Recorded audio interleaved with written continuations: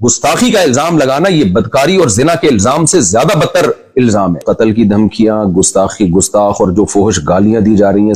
موت زندگی اللہ کے ہاتھ میں. جو رات قبر میں گزرنی ہے وہ قبر میں گزرے گی، جو زمین پہ گزرنی ہے وہ زمین پہ گزرے گی.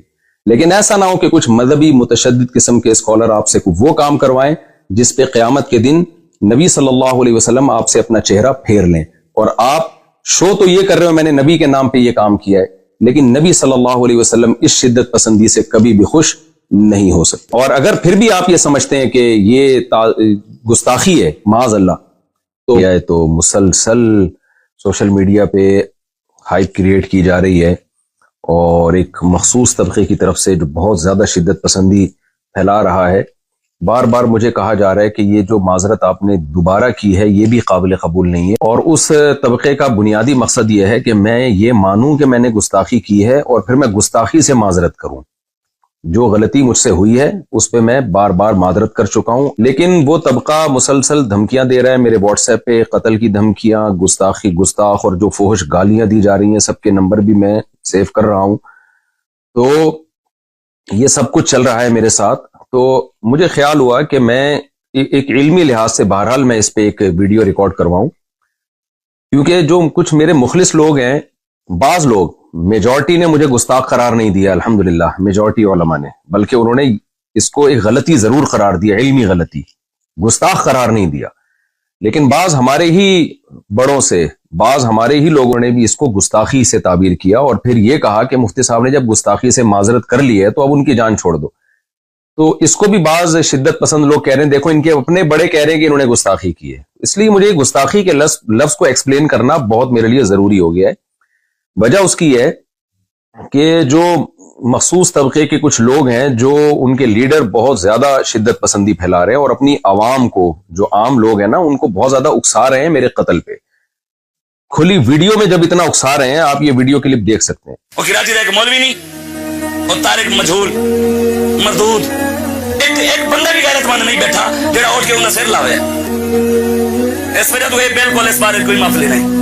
اس کتے نوں لگام پائی جاوے، وہ کتا بھی نہیں بڑھتا. جب کھلی ویڈیو میں اتنا اکسا رہے ہیں تو بند کمروں میں کتنا اکساتے ہوں گے. اور میرے پاس جو الگ سے دھمکیاں آ رہی ہیں وہ الگ ہیں. لیکن جو لیڈر حضرات ہیں نا ایک مخصوص طبقے کے، وہ بار بار جو ہے نا گستاخ کی سزا سرتن سے جدا، نعرے بھی یہی لگ رہے ہیں.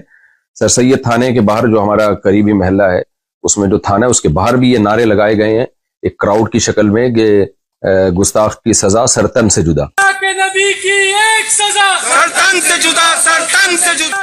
تو میں اس گستاخ کے لفظ کو آج علمی انداز سے ایکسپلین کروں گا، تحقیقی جواب بھی دوں گا، الزامی جواب بھی دوں گا کہ اگر آپ مجھ پہ گستاخی کے فتوے لگاتے ہیں تو پھر آپ ان لوگوں پہ بھی گستاخی کے فتوے لگائیں، تاکہ جو سادہ لاء لوگ ہیں جو واقعی نبی صلی اللہ علیہ وسلم سے محبت کرتے ہیں لیکن وہ غلط فہمی کا شکار ہو گئے، وہ مجھ سے بدگمان ہو گئے کہ مفتی صاحب نے واقعی گستاخی تو بہرحال کی ہے، بعض لوگ یہ کہہ رہے ہیں.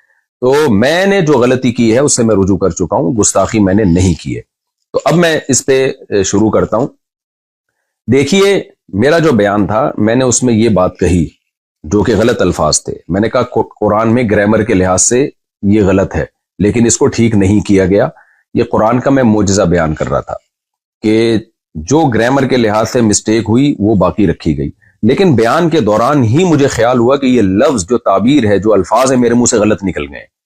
وجہ اس کی یہ ہے کہ قرآن پہلے ہے، گرامر کے اصول بعد میں وضع کیے گئے ہیں.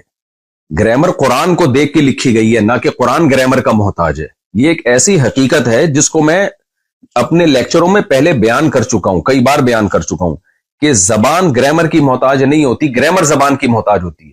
مجھے بیان کے دوران ہی اندازہ ہو گیا کہ یہ الفاظ میرے زبان سے غلط نکلے، لہذا میں نے بیان میں ہی اس کی کریکشن کی کہ اگر ظاہری لحاظ سے اس میں کوئی غلطی لکھنے میں، ظاہری لحاظ سے، ورنہ اس میں بڑی حکمت ہے. گرامر کی ایک مسٹیک اگر ظاہری لحاظ سے میں مسٹیک کر رہا ہوں، تو وہ کریکشن کیا تھی جو میں نے چلائی بھی ہے کہ ظاہری لحاظ سے ہے، حقیقت میں نہیں ہے. ظاہری لحاظ سے، ظاہر کا مطلب یہ کہ حقیقت میں کوئی غلطی نہیں ہے، دیکھنے میں ایسا لگتا ہے کہ گرامر کے قاعدوں کے خلاف ہے. میرا خیال یہ تھا کہ اس سے لوگ مطمئن ہو گئے ہوں گے، لیکن وہ بھی میری غلطی تھی. مجھے اس میں اور اچھی طرح سے ایکسپلین بھی کرنا چاہیے تھا اور اسی بیان میں معذرت کر لینی چاہیے تھی. وہ بھی میں نے نہیں کی. یہ بھی ایک جرم میرا ہے، اس کی بھی غلطی کا میں اعتراف کرتا ہوں. تو لیکن مقصد یہی تھا کہ حقیقت میں کوئی غلطی نہیں ہے.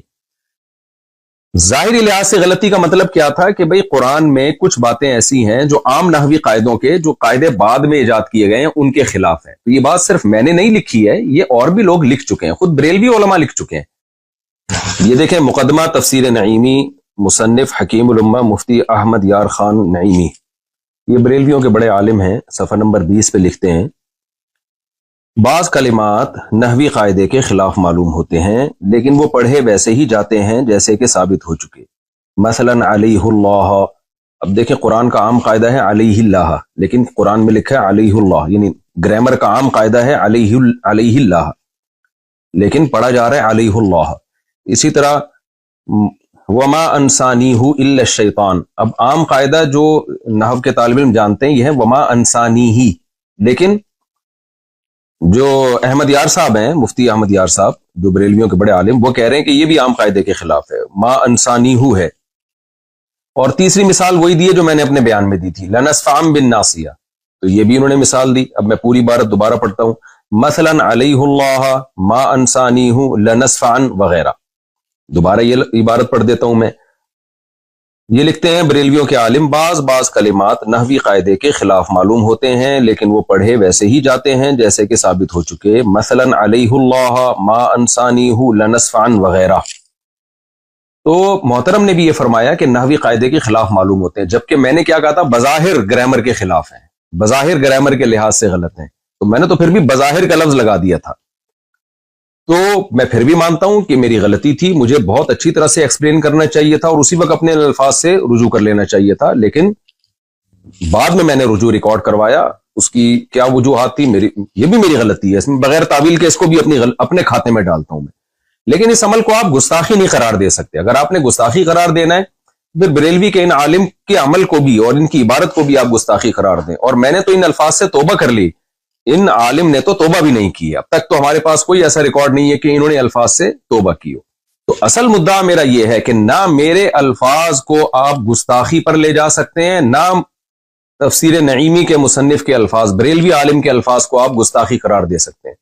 آپ ان کے الفاظ کو بھی علمی غلطی قرار دے سکتے ہیں، میرے الفاظ کو بھی علمی غلطی قرار دے سکتے ہیں. یہ علمی غلطی قرار دینے پر ہمیں کوئی اعتراض نہیں ہے، لیکن آپ اس عمل کو گستاخی مت قرار دیں، کیونکہ اگر یہ ہے تو میں گستاخ ہوں تو پھر یہ بھی گستاخ ہیں، اور وہ تمام علماء گستاخ ہیں جنہوں نے اس علمی نقطے کو اس انداز سے بیان کیا ہے. دوسری روایت دیکھیں، عن ہشام بن عروۃ عن ابیہ قال سألت عائشة عن لحن القرآن ان هذان لساحران وعن قوله والمقيمين الصلاة والمؤتون الزكاة وعن قوله والذين هادوا والصابئون فقال يا ابن اختي هذا عمل الكتاب اخطأوا في الكتابة. رواه الطبری فی تفسیرہ جلد نمبر 1 صفحہ نمبر 18. علامہ طبری رحمہ اللہ تعالیٰ اپنی تفسیر کی جلد نمبر 1 صفحہ نمبر 18 میں لکھتے ہیں، اور یہ روایت مصنف ابن ابی شیبہ میں بھی ہے. فرماتے ہیں کہ عبداللہ بن زبیر جو حضرت عائشہ کے بھانجے تھے، انہوں نے سیدہ عائشہ رضی اللہ تعالی عنہا سے قرآن کی بعض آیتوں کے متعلق پوچھا. ظاہر ہے وہ آیتیں عام گرامر قاعدوں سے ہٹ کر تھیں. تو حضرت عائشہ رضی اللہ تعالی عنہا سے ان کی جب تفسیر پوچھی تو حضرت عائشہ نے فرمایا کہ یا ابن اختی، اے میرے بھانجے، ھذا عمل الکتاب اخطأوا فی الکتابہ، یہ کاتبوں کا عمل ہے جنہوں نے کتابت میں خطا کی ہے. تو یہاں بھی سیدہ عائشہ کا مطلب، خطا کا مطلب یہ نہیں ہے کہ سچی مچی میں غلطی کی ہے، وہ خطا یہ بیان کرنے کے لیے بتا رہی ہیں کہ یہ جو عام قاعدے جو گرامر کے اصول کیے گئے ہیں یہ عام قاعدوں سے ہٹ کر انہوں نے اس کو لکھا ہے. جمہور حضرات نے یہی مفہوم بیان کیا ہے اس کا. تو یہاں بھی میں یہ کہوں گا کہ کیا آپ سیدہ عائشہ کو بھی معاف نہیں کرو گے؟ آپ یہ کہو گے انہوں نے معاذ اللہ دعویٰ کیا کہ قرآن میں تحریف ہوئی ہے، قرآن کو غلط لکھا گیا ہے اور قرآن کی کتابت کے طریقے غلط تھے. یا علامہ طبری جو بڑے مفسر ہیں، جن کو دیوبندی بھی مانتے ہیں، بریلوی بھی مانتے ہیں، اہل حدیث بھی بہت بڑا مفسر مانتے ہیں، آپ ان کو گستاخ قرار دیں گے کہ انہوں نے سیدہ عائشہ کا یہ قول نقل کیا اور پھر سیدہ عائشہ کو گستاخ نہیں، کیونکہ آپ لوگ تو کہتے ہیں گستاخ کو گستاخ قرار نہ دینا بھی گستاخی ہے. تو کیا ہے معاذ اللہ آپ ان سب کو گستاخ قرار دیں گے؟ ظاہر ہے آپ یہ کہیں گے کہ ایک چیز ہے جس کو یہ اپنے الفاظ میں بیان کر رہے ہیں. اور پھر میں بار بار بتاؤں، یہ سب کا امت کا اتفاق ہے. میں مفسرین کے حوالے بھی دے سکتا ہوں اور میرے پرانے بیانات بھی مل جائیں گے اس پر، کہ گرامر قرآن کی محتاج ہے، قرآن گرامر کا محتاج نہیں ہے. اس زمانے میں عربی کے قواعد و ضوابط منضبط نہیں کیے گئے تھے، گرامر کو بعد میں وضع کیا گیا ہے.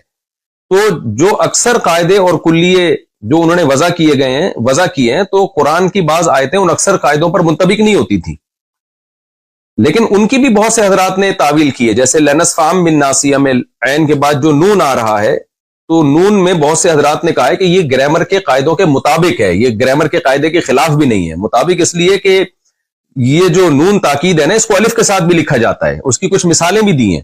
تو یہ دونوں اقوال علماء میں پہلے سے چل رہے ہیں. کسی نے کہا کہ بعد میں جو قواعد و ضوابط وضع کیے گئے، بہت ساری چیزیں اس قاعدے پہ منطبق نہیں بیٹھتی، تو کوئی بات نہیں، اس سے قرآن کا غلط ہونا ثابت نہیں ہوتا. وجہ اس کی گرامر تو بعد میں آئی ہے. اور بعض نے کہا نہیں بھائی، گرامر جو اس دور میں گرامر تھی، جو اصل ہے اس کے، اور اس کے اوپر شواہد بھی پیش کیے، انہوں نے دلائل بھی پیش کیے کہ اس کے مطابق یہ گرامر کے بھی عین مطابق ہے. تو یہ شروع سے اختلاف چلا آ رہا ہے اور یہ سب کی تعبیرات ہیں. ابھی تو میرا مدعا صرف یہ ثابت کرنا ہے کہ اگر مجھ سے الفاظ میں غلطی ہوئی ہے اور آپ اس کو گستاخی قرار دے رہے ہیں، جبکہ میں ان الفاظ سے غلطی سے بار بار رجوع بھی کر چکا ہوں، تو کیا آپ ان بڑے بڑے حضرات کو بھی معاذ اللہ نقل کفر گستاخ قرار دیں گے؟ تو ہمیں اس طرز عمل پہ غور کر لینا چاہیے. اب ہم آتے ہیں دوسرے مسئلے کی طرف، لفظ امی کی طرف. اس پر بھی مجھ پہ بہت زیادہ گستاخیوں کے فتوے لگ رہے ہیں کہ میں نے رسول اللہ صلی اللہ علیہ وسلم کے بارے میں یہ کہا ہے کہ آپ لکھنا پڑھنا نہیں جانتے تھے، اور کہا گیا ہے کہ یہ بھی گستاخی کی ہے. بعض لوگوں نے تو یہ کہہ دیا کہ میں نے نبی کو ان پڑھ کہا ہے، حالانکہ میں نے نبی صلی اللہ علیہ وسلم کی طرف ان پڑھ کے لفظ کی نسبت نہیں کی، اور میں اس لفظ نبی کی طرف ان پڑھ کے لفظ کی نسبت کو ادب کے خلاف سمجھتا ہوں. تو میں نے کہا ہے کہ آپ صلی اللہ علیہ وسلم لکھنا پڑھنا نہیں جانتے تھے. تو بعض حضرات نے یہ کہا ہے کہ نبی صلی اللہ علیہ وسلم جو تھے، کسی انسان سے آپ نے نہیں سیکھا، اللہ نے آپ کو لکھنا پڑھنا سکھایا ہے. تو اس لیے میں نے جو یہ کہا کہ آپ لکھنا پڑھنا نہیں جانتے تھے، گویا یہ میں نے معاذ اللہ نقل کفر نبی کی گستاخی کی ہے، کیونکہ اللہ نے آپ کو لکھنا پڑھنا سکھایا تھا. دیکھیے یہاں بھی میں آپ سے عرض کروں گا، اگر آپ کی یہ رائے یہ ہے کہ اللہ نے نبی کو لکھنا پڑھنا سکھا دیا تھا، اور ہماری رائے یہ ہے کہ اللہ نے نبی کو لکھنا پڑھنا نہیں سکھایا تھا، یعنی جب تک آپ صلی اللہ علیہ وسلم دنیا میں رہے، آپ صلی اللہ علیہ وسلم امی ہی رہے، اس معنی میں کہ آپ نہ لکھنا جانتے تھے نہ پڑھنا جانتے تھے. تو اگر ہماری یہ رائے کا آپ سے اختلاف ہے تو اس کو ایک علمی اختلاف کہا جائے گا، اس کو بھی گستاخی نہیں کہہ سکتے. گستاخی آپ اس عمل کو جب کہیں گے جب ہم یہ دعویٰ کرتے ہیں کہ نبی لکھنا پڑھنا نہیں جانتے تھے، اور ہمارا مقصد اس سے معاذ اللہ نبی کی توہین ہو. ہم تو نبی کی تعظیم میں کہہ رہے ہیں کہ جو لکھنا پڑھنا نہیں جانتے تھے، پھر بھی انہوں نے ساری دنیا کو لکھنا پڑھنا سکھایا ہے، ساری دنیا میں علوم بانٹے ہیں، یہی تو نبی کا معجزہ ہے. اور جتنے بھی علماء ہیں لفظ امی کو جب ایکسپلین کرتے ہیں تو ایکسپلین میں ان کی مراد تعظیم ہی ہوتی ہے، توہین مراد نہیں ہوتی. شاید میں نے جس طرح سے ایکسپلین کرنا چاہیے تھا اس طرح سے ایکسپلین نہ کیا ہو، لیکن اس عمل کو آپ گستاخی نہیں قرار دے سکتے. تو اس میں بھی ہم اب دلائل کی دنیا میں جاتے ہیں. پہلے میں حدیث سے کچھ حوالے دوں گا آپ کے سامنے. تفسیر قرطبی جلد نمبر 7 صفحہ نمبر 299، اس میں عبداللہ ابن عباس رضی اللہ تعالی عنہ کا یہ قول ہے، آپ وہاں جا کے سرچ کر سکتے ہیں. قال ابن عباس رضی اللہ عنہ، ابن عباس فرماتے ہیں کان نبیکم امیا لا یکتب ولا یقرأ ولا یحسب، قال اللہ تعالی وما كنت تتلو من قبله من کتاب ولا تخطه بیمینک. دلیل میں بھی وہی آیت پڑھی ہے عبداللہ بن عباس نے جو میں نے بیان میں پڑھی تھی، دلیل بھی وہی دی. عبداللہ بن عباس رضی اللہ تعالیٰ عنہ فرماتے ہیں تمہارے نبی صلی اللہ علیہ وسلم امی تھے، لا یکتبو نہ لکھنا جانتے تھے، ولا یقرأ اور نہ پڑھنا جانتے تھے. اور ہے نا ما انا بقاری، حدیث میں آتا ہے جب پہلی سورت نازل ہوئی ہے تو جبریل علیہ السلام نے فرمایا اقرأ، تو آپ نے کیا فرمایا تھا؟ ما انا بقاری. تو یہی بات عبداللہ بن عباس نے کی. ولا یحسب اور نہ حساب جانتے تھے. اور پھر آپ نے دلیل کے طور پہ قرآن کی آیت پیش کی وما كنت تتلو من قبله من کتاب ولا تخطه بیمینک، کہ آپ کے دائیں ہاتھ نے نہیں لکھا اس کو، اور آپ نے اس سے پہلے کبھی کوئی کتاب پڑھی نہیں ہے. اور پھر علامہ قرطبی جو ہے حدیث کی کتاب سے عبداللہ بن عمر رضی اللہ تعالیٰ عنہ سے بھی یہ روایت نقل کرتے ہیں، عن ابن عمر رضی اللہ عنہما عن النبی صلی اللہ علیہ وسلم قال امت امیت لا نکتب ولا نحسب، ہم ایک امی امت ہیں، نہ ہم لکھتے ہیں نہ ہم پڑھتے ہیں. اچھا بعض لوگ ہو سکتا ہے ترجمے میں یہ گڑبڑ کریں کہ نبی صلی اللہ علیہ وسلم کے بارے میں جو عبداللہ بن عباس نے فرمایا کہ نبی نہ لکھتے تھے نہ پڑھتے تھے، تو اس سے یہ کہاں ثابت ہوتا ہے کہ لکھنا اور پڑھنا نہیں جانتے تھے؟ بھائی جانتے تھے لیکن لکھتے نہیں تھے. لیکن اگلی حدیث میں اس کو کلیئر کر دیا، آپ نے فرمایا ہم امی امت ہیں، نہ لکھنا جانتے ہیں نہ پڑھنا جانتے ہیں۔ اگر ہم اس کا ترجمہ یہ کریں گے کہ ہم نہ لکھتے ہیں نہ پڑھتے ہیں تو یہ بات تو مشاہدے کے خلاف ہو جائے گی۔ بعض صحابہ تو لکھتے بھی تھے پڑھتے بھی تھے، تو اس میں نبی نے اپنی بارے میں بتایا کہ ہم امت یعنی من حیث القوم عرب میں لکھنا پڑھنے کا نہیں آتا تھا ان کو، مخصوص لوگ ہوتے تھے جن کو لکھنا پڑھنا آتا تھا۔ تو اگلی حدیث پہلی حدیث کے مصداق کو متعین کر رہی ہے کہ نبی صلی اللہ علیہ وسلم فرمایا ہم امی ہیں، نہ ہم لکھنا جانتے ہیں نہ ہم پڑھنا جانتے ہیں۔ اور یہ حدیث صحیح ہے، مسلم میں 1080 صراحتاً بھی ہے، جو میں آپ کے سامنے پڑھ دیتا ہوں۔ عن عبد الله بن عمر رضی اللہ عنہ يحدث عن النبي صلی اللہ علیہ وسلم قال انا امۃ انا امۃ امیۃ لا نکتب ولا نحسب۔ نبی صلی اللہ علیہ